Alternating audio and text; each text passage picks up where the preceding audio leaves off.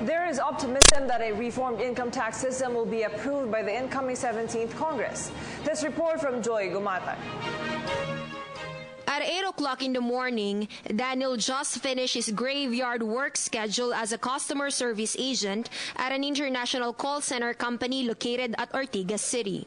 For the past 8 months, he has endured a routine of traveling for 4 to 6 hours and working for 9 hours to help provide for the needs of his family. Mag-adjust kasi hindi naman yun yung normal na naging schedule mo as nung hindi ka pa nagtatrabaho sa call center.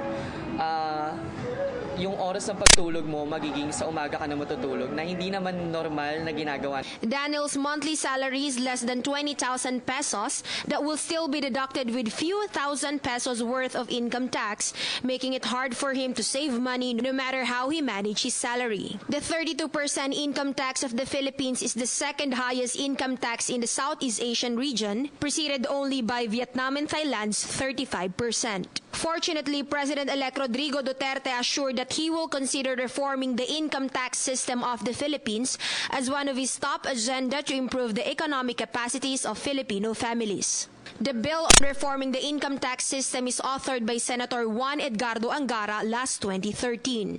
In support to this initiative, the next president of the Philippines plans to remove income tax responsibilities of Filipino employees earning less than 20,000 pesos monthly. Daniel gladly appreciates this plan of action as this will give him an opportunity to save money so he may continue his interrupted college studies at the University of the Philippines, Los Baños.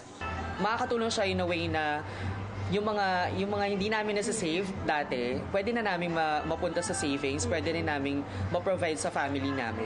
Reporting for People's Television, this is Joy Gumatay.